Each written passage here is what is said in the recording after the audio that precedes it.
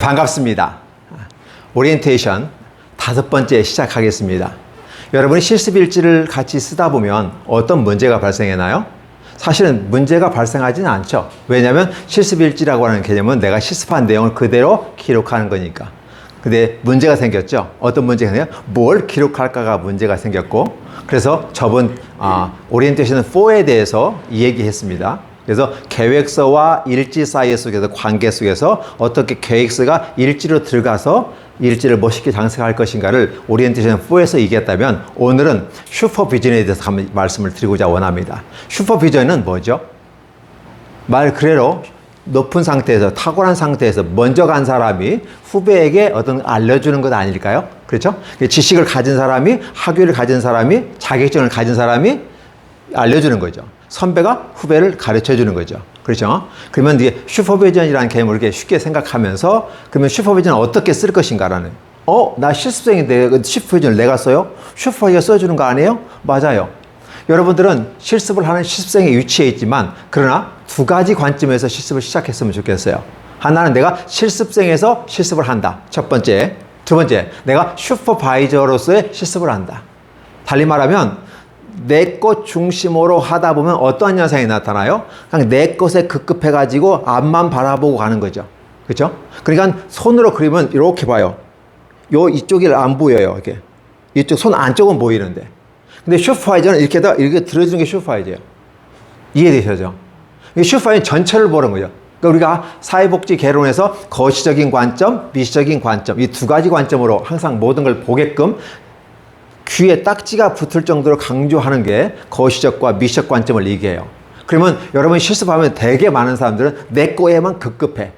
또 학생들도 그래요. 내 것만. 남의 건 신경 쓰지 않아요. 신경 쓸 필요도 없죠. 내 거 하기 바쁘니까.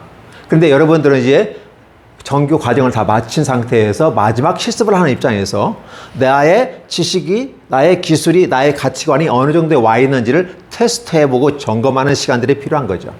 그렇죠? 그래서 대단히 중요한 게, 여러분들이 자신의 실습 일지를 작성함에 있어서 실습생의 입장에서 내가 한 것을 기록한다. 그대로 기록한다. 근데 그 기록한다라는 개념이 뭐가 들어가냐면, 여러분이 한 행위에 대해서 팩트라는 말을 써볼게요. 그러니까 내가 이거 했어라는 걸 팩트라고 보고요. 그 사실을 이렇게 한글로 할게요. 그러면 나머지 그걸로 끝나느냐라고 했을 때, 여러분들이 실습 일지 쓸 때는 팩트만 쓰는 게 아니라 어떻게 쓴다? 진실을 담아서 쓴다. 그러니까 내가 뭐뭐 했으면 왜 내가 그걸 했는지, 어떠한 과정을 통해서 어떠한 결과를 얻었는지에 대해서 같이 써주는 것이 바로 진실된 진심이 담긴, 그렇죠? 그래서 여러분들이 법정에 가면 뭐가 문제가 발생하죠? A와 B가 취급하고 싸워요. 그러면 판사 입장에서는 어떻게 돼요? 그 팩트가 뭔데? 그 팩트를 바라보는 그 상황 속에서 A가 보는 관점과 B가 보는 관점의 차이가 있다는 거죠. 그러면 상황을 구성해 봐서 누가 더 객관적인가를 보고 평가를 내리게 되죠. 이게 바로 법관이 해야 될 일들이죠. 그러면 우리가 항상 이걸 볼 때 내가 한 실습 일지 내용은 그대로 쓰는 거죠. 근데 사실은 실습 현장에서 여러분들이 어제 얘기한 것처럼 8시간이나 실습 시간이 쭉 흘러가면서 두리뭉실 가보래요. 그러니까 뭘 기록해야 될지 모르겠어요. 이 시간대를 내가 뭘로 기록하고 이 시간대 뭘 기록하는지 모르겠어요. 그래서 그걸 어제 오리엔테이션 4에 대해서 말씀을 드렸고, 오늘은 그렇게 기록한 다음에, 그래서 실습 일정, 시간별로 따른 시간 내에 실습 제목, 그리고 아울러 실습 내용을 구체적으로 서술하게 되어 있죠. 그래서 한 페이지 실습 보고서 같은 경우는 제목 한 줄에 6줄로 딱 잡아서 가로 열고 과목 쓰고, 그렇게 해서 처음 들여쓰기 시작해서 끝까지 가주는 걸로 3패러그래프로 한다. 실습 내용. 그 다음에 밑에 보면은 주관적인 평가를 줄 수 있는 게 뭐냐면 느낀 점, 배운 점, 건의점, 의문점 이런 거 있잖아요. 그래서 실습 일지까지는 객관적 사실이죠. 내가 한 거에 대한. 그러면 느낀 점, 배운 점, 건의점, 의문점, 그죠? 요런 토론할 주제, 요런 것들은 주관적 평가 속에서 집어넣으시는데, 아까 제목 한 줄에 6줄, 제목 한 줄에 6줄 썼기 때문에 여기도 6줄에서 7줄 정도, 상황에 따라서 내가 좀 너무 빡빡하게 보인다 그러면 6줄을 써도 되고, 좀 괜찮다, 여유가 있다 그러면 7줄로 써주셔도 됩니다. 그래서 패러그래프 실습 내용 하나, 둘, 셋. 그다음에 느낀 점, 건의점, 의문점 딱 한 팔. 그러면 4개가 딱 설정이 되죠. 그러면 시각적으로도 보기가 굉장히 멋있게 됩니다. 그 다음에 밑에다가 슈퍼비전을 쓰게 되는 것이죠. 그럼 슈퍼비전이 아까 뭐라고 했어요? 먼저 한 사람, 선배, 전문가가 후배에게 알려주는 거다. 그렇죠? 전문 기술자가 후배 기술자, 같이 들어오신 분들에게 알려주는 거다. 어떻게 일종의 보면 행정론에 반 OJT하고도 비슷하다고 볼 수 있어요. 그런데 OJT 같은 경우는 선배가 후배 가르쳐 주는 거지만, 그러나 이 슈퍼비전이라는 개념은 또 다르죠. 그래서 우리가 가지고 있는 슈퍼비전은 어떻게 줄 것이냐. 슈퍼비전 세 종류로 우리가 기본 해볼게요. 실습하는 과정 속에서요. 물론 다른 과목에서는 더 많이 있습니다. 첫 번째 뭘까요? 지식적 슈퍼비전. 그걸 교육적 슈퍼비전. 제가 여러분 실습할 때 뭐였죠? 지식, 기술, 가치관, 3요소. 바틀렛이 얘기한 것처럼 이 세 가지에 맞춰서 실습을 한다고 그랬습니다. 그래서 이 지식과 관련된 거 뭐예요? 교육적 슈퍼비전. 그러니까 여러분들이 슈퍼바이저에게 슈퍼비전을 받을 때, 이 내용이 교육적 슈퍼비전인지 기술적 슈퍼비전인지, 즉, 기술은 행정적 슈퍼비전. 그렇죠? 가치관은 지지적 슈퍼비전. 그러니까, 교육적, 행정적, 지지적 슈퍼비전인데, 그렇게 얘기해 놓으니까 이것과 전혀 다르게 얘기하는 것처럼 느껴진단 말이죠. 그러면 여러분들은 당연히 지식이니까 교육이고, 기술이라고 하는 건 뭐가 전달하는 과정 속에서 이루어지는 거기 때문에 행정적이라고 말할 수가 있겠죠. 그렇죠? 그리고 아울러 가치관의 모습이 필요하다. 이 가치관이라는 개념은 어떤 정신과 태도를 얘기하는 거고, 어떤 자세로 임할 것인가, 어떤 마인드로 할 것인가라는 부분이죠. 그렇죠? 그래서 여러분들이 슈퍼비전도 교육적, 행정적, 지휘적 슈퍼비전이 써줘야 된다. 그러니까 슈퍼바이저가 주는 이 슈퍼비전이 무슨 슈퍼비전을 내가 받고 있는지는 알고 받아야 된다는 사실이죠. 아울러 여러분이 5년 후에 되면 여러분들이 슈퍼바이저가 될 겁니다. 2급은 5년, 1급은 3년. 그렇죠? 지나면 슈퍼바이저 자격이 주어지는데, 그럼 나는 슈퍼비전을 실습생에게 줄 때 어떻게 줄 것인가는 그런 관점을 가지고, 만약에 내가 5년 후에 슈퍼바이저가 된 상태에서 내가 전문가가 됐다고 생각하고 내 실습을 내가 스스로 한번 보는 거죠. 그럼 어떻게 될까요? 남이 주는 것만, 그래서 왜 줬는지에 대해서 우리는 얘기 안 해주잖아요, 교수들이나 어떤 그 확인을 안 해줘요. 그냥 점수 평가하고 다 끝나버려요. 그런데 중요한 것은 네 점수를 줬는데 합당한 근거가 무엇인가를 쓰는 것도 중요하지 않을까요? 그래서 우리는 이 지식은 교육적, 기술은 행정적, 가치관은 지적 슈퍼비전이라고 얘기하죠. 슈퍼비전은 실습하는 과정에서 세 개가 필요하고요. 그러나 하나가 더 추가가 되죠. 팀 슈퍼비전이 있어요. 팀 슈퍼비전은 슈퍼바이저가 필요 없어요. 여러분들끼리 같이 모여서 토론하는 집단 지성으로서의 그 모습 가운데 하나의 어떤 걸 만들어가면서 좋은 안을 끌어가는 거 있잖아요. 그걸 팀 슈퍼비전이에요. 그러니까 그것은 슈퍼바이저가 없어도 되는 거죠. 그러나 여러분 실습하는 입장이기 때문에 누가 필요하다? 슈퍼바이저가 필요하다. 그래서 실습일지에 기록되는 것은 지식의 교육적 슈퍼비전, 기술의 행정적 슈퍼비전, 가치관의 지적 슈퍼비전이 필요하다라는 사실이죠. 이렇게 세 가지 중심으로 쓰게 되는 겁니다. 근데 여러분 슈퍼비전 쓸 때 많이 쓰면 어떻게 돼요? 되게 이제 지도 교수님들이 하길 때는 많이 쓰라는 말을 들을 겁니다. 강조하는 거에 따라서 느낀 점, 배운 점, 거의 점 많이 쓰라고 하는 데도 있고, 슈퍼바이저를 많이 받으라는 데도 있어요. 왜 네가 실습한 거에 대해서 많이 지도받는 것이 좋지 않겠냐? 이렇게 저마다 생각하는 거에 따라서 다르지만, 그러나 보고서의 규칙이라든지 보고서의 미관상, 보고서의 나에게 업그레이드해서 표현을 볼 수 있는 입장에서 슈퍼비전 되게 세 줄이면 좋게요. 그래서 저 같은 경우는 수고했습니다. 하나, 둘, 셋, 감사합니다. 이렇게 슈퍼비전을 씁니다. 그리고 여러분에게도 이렇게 한번 훈련시켜보는 거죠. 그러니까 이 내용은 제가 여러분에게 해야 될 얘기를 미리 다 써놓은 거예요. 이 슈퍼비전이 그 상황과 현광에 맞게끔 그때그때 주는 게 슈퍼비전도 있지만, 이런 슈퍼비전을 딱 주는 거죠. 그러면 제가 여러분의 슈퍼비전 줄 필요가 없을 정도로 여러분이 이걸 마스터해버리면 깔끔하게 처리되는 거죠. 실수한 다음에 알려주는 게, 소 읽고 외양간 고치는 게 좋을까요? 아니면 아예 잘 고쳐냈고 안 잊어버리는 게 좋을까요? 우리는 안 잊어버리는 게 좋잖아요. 그러면 슈퍼비전이 뭔지 하고, 내가 실습 기간 중에 슈퍼바이저가 어떤 슈퍼비전을 줄 거다 미리 알려주면 어떨까요? 더 수월하겠죠. 그럼 그런 거에 대해서 내가 실수하지 않으면서 더 실습을 멋있게 폼나게 할 거고, 그러면 슈퍼비전도 줄어들 거죠. 자, 슈퍼비전의 내용이 많다는 개념은 뭘까요? 내가 실습을 못했다. 그렇죠? 제가 저 실습할 때 저희 슈퍼바이저한테 아는 분이었어요. 딱 했는데 수고하셨습니다. 한마디만 딱 써놨어요. 그것도 글씨도 큰 걸로 써놨어요. 아니, 왜, 공간도 많은데 왜 하나만 써주냐고. 좀 써주려고. 이게 실습생에서 멋모르고 열정을 갖고 막 많이 써달라고. 그래야 내가 배울 거 아니냐고. 막 그렇게 했더니 그분이 하는 소리가 있어요. 아니, 잘하셨는데 뭘 필요 있어요? 잘하셨기 때문에 수고했다는 말을 써요. 오늘의 실습에 대해서 수고하셨습니다. 아, 괜찮아요. 특별한 거 없어요. 그 말이란 거죠. 근데 수고하셨습니다. 딱 써놓으니까 좀 껄끔해요. 내용이 막 있는데 그 하나만 한 줄 딱 있으니까. 미간상 안 좋더라고요. 그래서 미간상 이제 세 줄로 씁니다. 수고하셨습니다. 쭉쭉쭉쭉 쓰고 감사합니다. 이렇게 쓰면 슈퍼비전도 형식이 좀 예쁜 것 같다 그런 생각을 해서 세 줄로 씁니다. 두 줄도 아니고 네 줄도 아닙니다. 딱 세 줄입니다. 왜 세 줄일까요? 3세번이에요. 우리나라는 3자 동서양을 고급망노하고 이 세 개는 안정적이면서 많다는 느낌이 있거든요. 이게 최소의 분량으로 최대의 효과를 바라볼 수 있는 게 세 줄이거든요.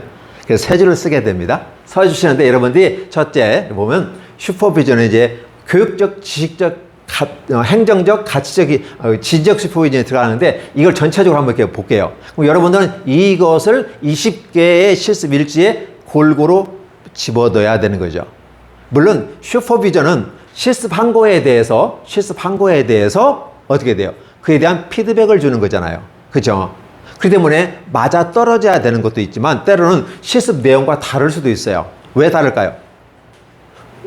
오늘 실습에 대해서는 수고했습니다. 탁월했습니다. 그럼 더 이상 줄 거 없잖아요. 근데 쓰긴 써야 돼요. 공간이 남아있으니까. 그래서 이런 것도 한번 생각해 보시면 더 좋겠습니다. 탁월했습니다. 수고하셨습니다. 그러나 이것도 선보이면 추후에 이런 것도 염두에 두시고 실습하시면 좋겠습니다. 그렇게 함으로써 실습 일지 내용과 슈퍼비전이 다를 수도 있다.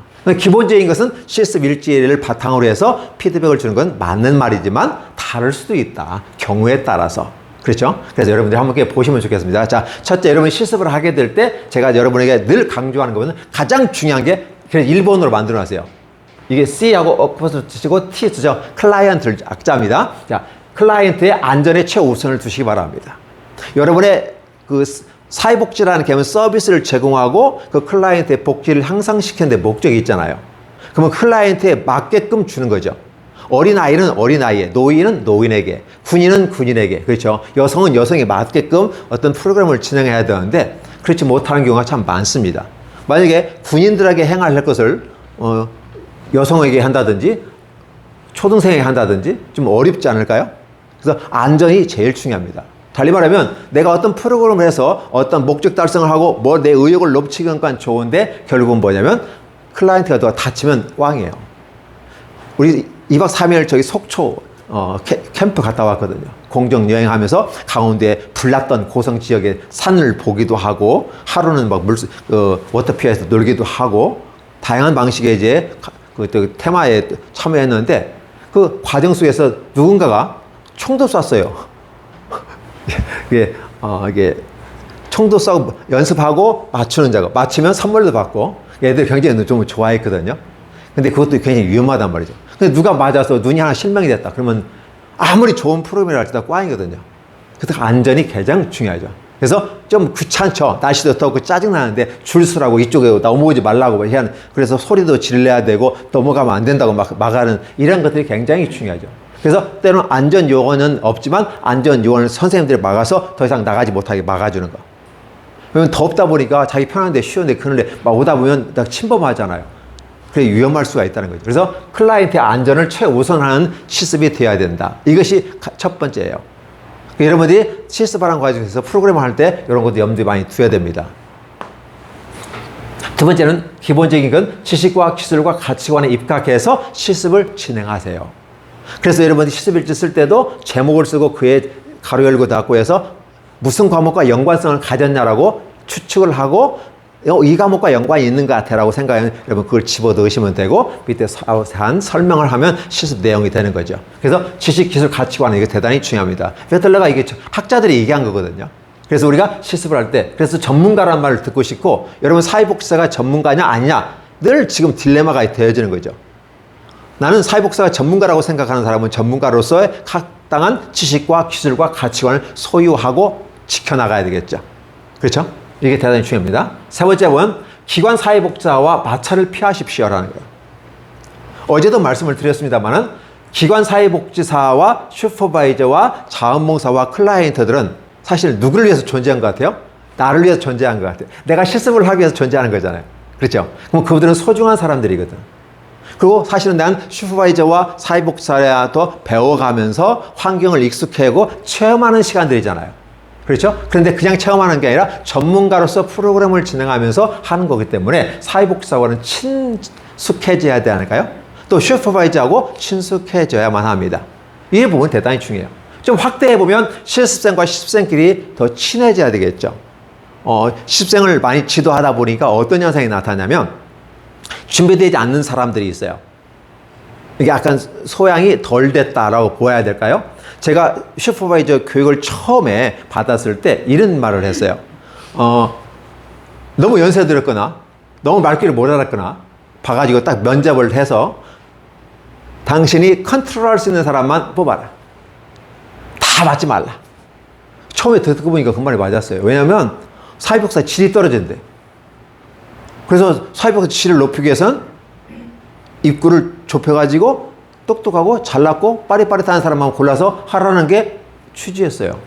처음에 들었을 때는 그 말이 끄덕끄덕끄덕 했어요. 근데 집에 와서 딱 보니까 그건 아닌데? 그럼 연세 드신 분이니까 좀 말귀를 못 알아가, 좀 장애가 있거나 좀 속도가 늦거나 민첩성이 떨어지면 그럼 그 사람들 실습하지 말라는 말이야? 아니, 사회복지에서 스크리밍을 걸러내지 말라면서 누구든지 욕구를 가진 사람들이 실습을 하고 클라이언트로 오면 받아줘서 서비스 제공하는 것을 그렇게 가르쳐 놓고 사회복지를 향상시킨다는 의미로 받지 말라고 한다면 말이 되는가? 저는 그런 생각을 해봤어요. 그래서 저는 다음에 누구든지 만나면 그냥 본인이 원하면, 본인이 희망하면, 본인이 거부하고 가버리면 어쩔 수 없는 거잖아요. 그렇죠? 그래서 어쩔 수 없지만 희망하면 난 끝까지 지원하고 돕는다 라는 생각을 했어요. 그래서 저희 와서 실습하신 분 중에서 가장 연세 드신 분이 몇 세인지 아세요? 80세 남자분인데 한글도 잘 안 돼요. 그런데 그분에게 사람을 붙여서 타이핑 그분은 손은 쓸 수 있잖아요. 그럼 쓰면 그거 타이핑 쳐주고 도와서 만들어가는 거죠. 그렇게 하면서 나아가는 것이 의미가 있지 않을까. 사실은 사회복지사 자격증을 따서 사회복지를 가는 사람도 있겠지만 대개 보면 장롱면을 던져놓고 현직에 다시 복귀해가지고 돈 열심히 벌어요. 그렇죠? 그래서 저 같은 경우는 사회복지 하지 마세요. 사회복지 돈도 안 되고 월급도 작아요. 그냥 자격증 따고 그냥 장롱면에 던져놓으시고요. 돈 많이 벌어가지고 후원해 주세요.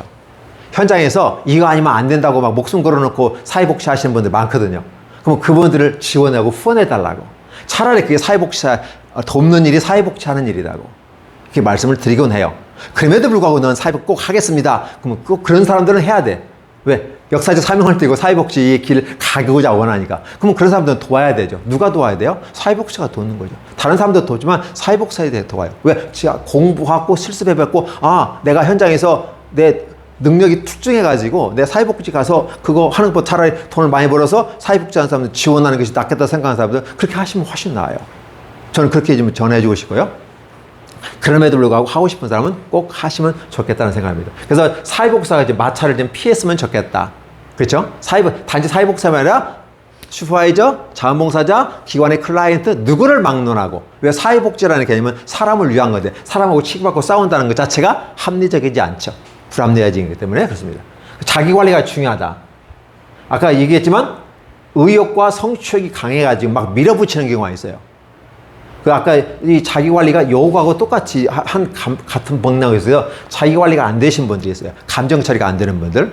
그래서 어제는 그 말씀을 드렸습니다. 여러분이 슈퍼바이저나 사회복지사한테 할 때 항상 몰라서 묻는 자세로, 겸손한 자세로 좀 질문했으면 좋겠어요. 이것이라고 하는데 무슨 말인지 모르겠습니다. 이걸 어떻게 처리할까요? 이것은 어떻게 이해하면 될까요? 이것을 어떻게 하면 되죠? 이러한 상황에서는 어떻게 문제를 해결하죠? 이런 식으로 질문을 하게 되면 상대방이 들었을 때 저분이 내게 도움을 요청하고 있구나라고 하고 친절하게 대답을 해줄 수 있어요. 근데 날씨도 덥고 짜증나고 막 그냥 보니까 실습도 제대로 안 하는 것 같고 보면서 어떤 자기 마음에 안 드는 거야.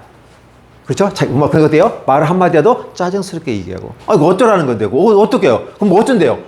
막 이런 식이 하면 어떤 문제가 발생해요? 심각한 문제가 발생합니다. 그리고 저번에 실습생끼리 막 주먹이 달라고 발 차고 앞차기 옆차기. 근데 두 사람이 남자 여자였어요. 잘못인 건데 그래서 제가 계약서도 2장짜리 쓰는 이유가 그거예요. 하나 올려놨잖아요. 6번까지. 그걸 싸우면 집으로 곧장 보낸다라는 전적까지. 왜냐면 슈퍼바이저는 막 저한테 욕하고 달라드는 경우도 있어요. 그럼 뭐가 좀 정신적인 걸 문제가 있나? 물론 그럼에도 불구하고 실습은 해야 되기 때문에 받아줬는데 왜? 본인이 원하니까. 그러나 그건 아니잖아요. 그죠? 왜냐하면 왜 싸우지 말아야 될까요? 현실적인 문제거든요. 사회복지사가 싸우면, 슈퍼바이저 싸우면 100점 만점 기준에 50점이 슈퍼바이저에서 손에서 나오는 건데 사회복지사한테 평가해 주는 건데 그러면 결국 싸운 사람한테 좋은 점 줄까요? 인성이 안 됐어. 협력이 안 됐어. 지시를 따라하지 않았어. 뭐 다양한 핑계를 내가지고 저한테 팍팍 깎아버리겠죠. 그럼 자기 손해거든요. 싸우려면 계급장 떼놓고 싸워야지. 계급장 달고 상태에서 싸우면 그건 게임 지는 거거든요. 그래서 여러분들이 이렇게 자기 관리를 잘 하면서 싸우지 말고 좋은 모습에서 어차피 길어봤자 20일이잖아요. 그렇죠? 보기 싫어도 20일만 보면 되는 거니까 그냥 좀 참고 견뎌보세요. 짜증나면 저한테 와서 얘기하세요. 사회복지사한테 얘기했는데, 클라이언트한테 얘기했는데 이런 문제가 심각합니다. 차라리 저한테 얘기했어요. 왜? 제가 슈퍼바이저이기 때문에 여러분의 소리를 다 들어드리고 문제가 있으면 해결해 드리려고 노력할 겁니다. 이해되셨죠? 그렇게 하시면 좋고요. 그 다음에 일찍 미루지 마세요. 여기 있는 분들이 대체적으로 보면 어떻게 돼요? 일을 하면서 오셨기 때문에 일도 해야 되죠. 강의 15개 다 더 드려야 되죠. 또 집에 가면 엄마, 그죠? 아빠로서 막 그냥 정신이 없어요. 그렇죠? 또 유튜브까지 들으라고 막 5번씩 들으라고 막 제 얘기하니, 죽겠어요. 시간이 없어요. 잠잘 시간이 없어요. 그렇게 하잖아요. 지쳐 있는 분들 많거든요. 그래서 그러다 보니까 일지를 미뤄요. 한 번 미루면 계속 미뤄져요. 한 번 미루면, 다음에 하지. 그럼 이게 분량이 커지거든요. 이런 상황에서 여러분 보실 때, 미뤄질 경우도 있죠. 하루나 이틀 정도. 그죠? 아니면 1, 2, 3 정도는 미뤄줄 수 있어요. 그래도 후다닥 쓸 수 있어요. 근데 막 5회, 10회, 20회 가면 어떻게 돼요? 나중에 막 멘붕이 오는 거죠. 이거 어떻게, 나중에 보면 그 내용이야. 어디다 뭘 어떻게 써야 될지를 모르게 상황이 발생하게 되는 거죠. 그래서 실습 일지 미루지 마세요라고 말씀을 드리게 됩니다. 그 다음에, 이게 카페를 이용해서 자신의 실습을 시각화하고 안전성을 보장하십시오. 어느 분은 제가 그렇게 얘기했는데 노트북에만 자기 랩북이잖아요. 랩북에다만 만들어 놓고 USB에다 담아 놓지도 않고 카페에다 올려 놓지도 않았어요. 그래서 문제는 노트북이 망가졌어요. 날아가 버렸어요. 실습 일지, 실습 지금 4일 남겨놓고 그게 발견된 거예요. 없어져 버린 것이. 다시 만들었잖아요. 그러니까 어떻게 해요? 그동안에 만들었던 게더 손만 보면 더 예쁘게 나올 텐데 예쁜 거는 그냥 있는 거 만들어내기 바쁜 거죠. 형식 겨우겨우 만들어서 수료하는 그런 과정을 보았거든요. 그러니까 여러분들이 중요한 것은 내 노트북이 데스크탑에 집어넣잖아요. USB에다 꼭 하나 담아 놓으시고요. 그 다음에 카페에다 놓으세요. 카페는 이게 포탈이라고 해가지고 안정적이에요. 그거 날아가지 않아. 이번에 제가 유튜브 날아가 버렸잖아요. 근데 카페는 안 날아가요. 이제 유튜브 날아간 이유가 없는데 날아가가지고. 제 걸 했는데 날아가 버렸으니까 이해가 안 돼요. 어쨌든 그 카페는 다음 카페에 제가 경험해본 거 한 번도 날아가 본 적이 없어요. 원래는 그대 다 있고요. 시간 지나도 안 바뀌어요. 그대로 유지해줘요. 그래서 여러분들이 첫째 내가 해서 어떤 과정을 여러분이 갖고 오시면 제가 설명해드리잖아요. 설명하고 이렇게 수정해서 올리세요. 그러면 올리세요. 그리고 딱 올려놨는데 제가 보고 아직 제대로 수정이 안 됐구나. 그러면 수고했습니다. 그러면 통과가 되는 거고요. 수고했습니다. 뒤에 이거 보세요 라고 하는 것은 만족스럽지 못하구나. 그러면 답글로 다세요. 그러면 위에 보면 답글이라는 게 있어요. 한번 올려서 다시면 여러분의 글 위에다가 리라고 써 있으면서 바로 밑으로 이렇게 연결되거든요. 그러면 앞에 처음에 올렸던 거하고 리 만약 3번을 고쳤다. 그러면 4번째 가면 처음 것과 4번째 그 차이가 있을 거 아니에요. 그럼 이걸 2개 보는 순간 이 모습과 이 모습은 어떤 만큼 차이가 나는지 시각화가 금방 눈에 드러나거든요. 보면 금방 드러나요. 그렇죠? 근데 과거와 현재를 보려면 어렵잖아요. 근데 이렇게 보면 쉽잖아요. 그래서 앞에 있는 거 뒤를 보면서 내 처음에 실습 일지 모습은 이런 모습이었는데 이렇게 바꾸니까 이렇게 산뜻한데 샬랄라하네? 이게 그러면서 어떤 느낌이 들어요? 성취감이 들고 자신감이 드는 거죠. 와, 예쁘네, 멋있네. 내가 했는데도 잘한 것 같네? 라고 생각이 들어가게 될 겁니다. 그래서 그걸 나중에 뽑아서 제보하면 좋을 것 같습니다. 그 다음에 언어를 살펴서 사용해 주세요. 자, 특별히 이제 아까 여기에 마찰하여서 가능한 묻는 자세로서 그 질문했지만 이 언어를 살펴서 사용해달란 말은 클라이언트하고 관계 속에서 얘기해요. 어떤가 하면 클라이언트 얘기했는데 엄마, 아빠 없어요. 근데 뭐 하다 보니까 그럼 엄마한테 부탁하면 되지? 이런 식으로 이제 평상시 일상에 쓰는 말을 했단 말이에요. 근데 엄마가 있는 클라이언트 같으면 괜찮지만 없는 아이게. 그래서 그거에 대해서 예민한 아이가 있단 말이죠. 그런 아이한테 어머니, 사실 틀린 말은 아니거든요. 엄마한테 부탁하면 되지. 근데 엄마가 없어. 그런 경우가 아이가 상처받는 경우가 있어요. 저번에 아이가 싸우는 일이 한번 발생했는데 어떤 발생을 했냐면 하나는 엄마가 없고 하나는 엄마가 새엄마야. 아이 입장에서 어떤 게 더 스트레스 받을까요? 새엄마가 스트레스 받을까요? 엄마가 없는 게 스트레스 받을까요?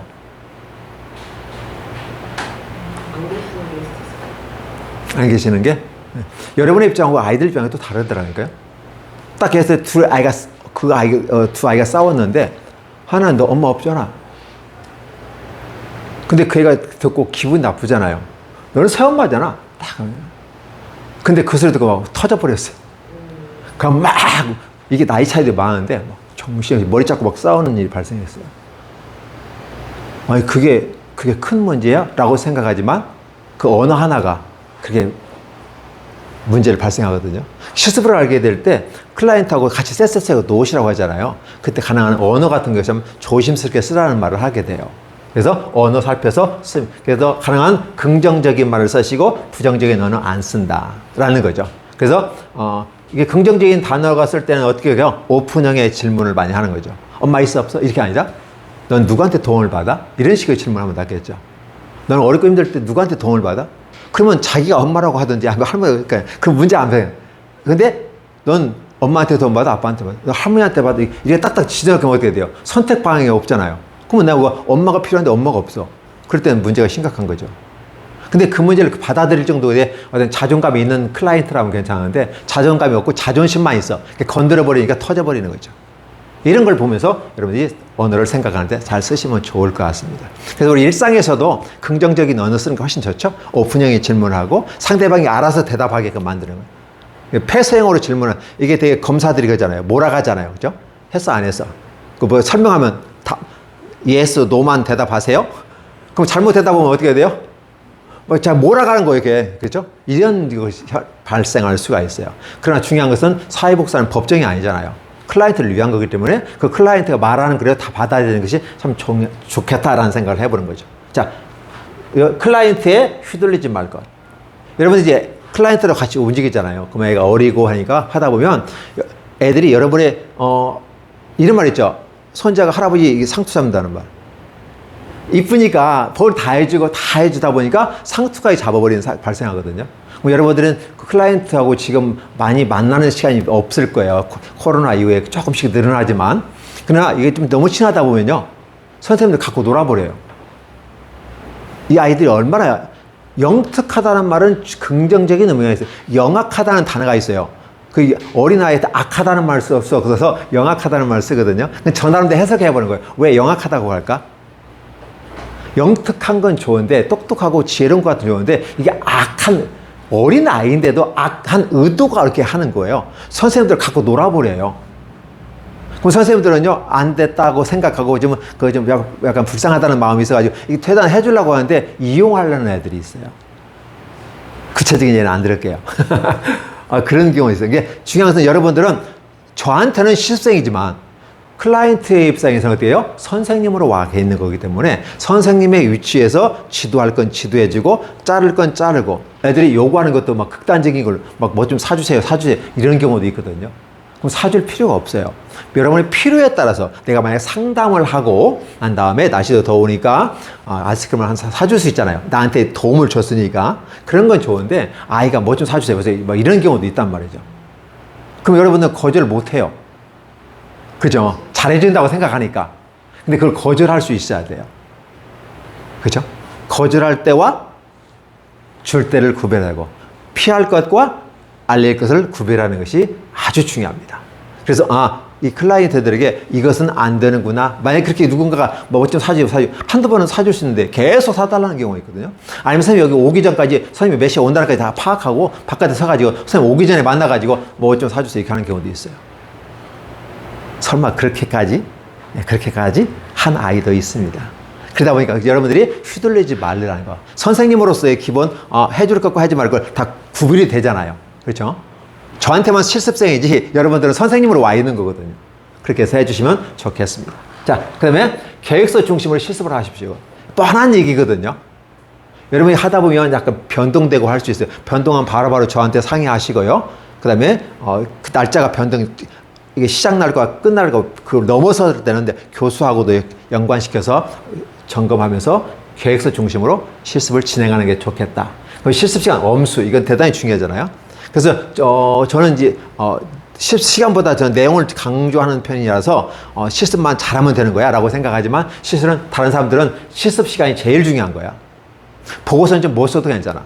실습 시간 여기서 채워야 돼. 왜? 똑같이 자격증을 주려면 똑같이 공평하게 해야 되는 거야. 공평이라는 의무성이 있는 거기 때문에 시간을 엄숙해야 돼.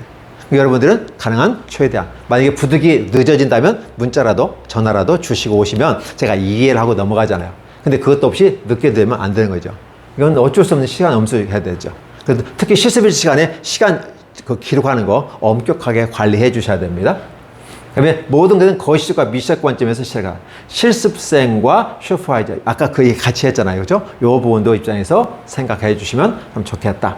그 다음에 이제 개인정보 보호법을 준수해 달라는 말이건데요. 여러분 상담 같은 경우 할 때 이렇게 받잖아요. 그게. 여러분 부모님을 만나서 클라이언트 직접 정보를 받을 수 있는 여건이 안 돼요. 왜 내가 당신한테 이 정보를 줘야 돼? 라고 거부를 할 수 있는 거고, 더 중요한 것은 부모님들이 너무 바빠가지고 만날 시간이 없어요. 그래서 사회복지사들의 기원에 1년에 한 번 정도 이게 정리를 하거든요. 클라이언트의 신상이 어떤 변화를 있는지 점검을 해놓고, 그래서 변화된 상태를 계속해서 추적해 가면서 더 좋은 것을 지원하는 방향으로 준비해 놓은 것들이 있어요. 교육 목적상 여러분에게 줄 겁니다. 그러면 여러분이 그걸 받고 난 다음에 어떻게 돼요? 반드시 폐기 처분하고, 그래서 기관 실습에서 얻은 모든 정보는 목적과 함께, 교육 목적지 상실됨과 함께 정보는 없어져야 된다. 파괴돼야 된다. 이런 거 아시죠?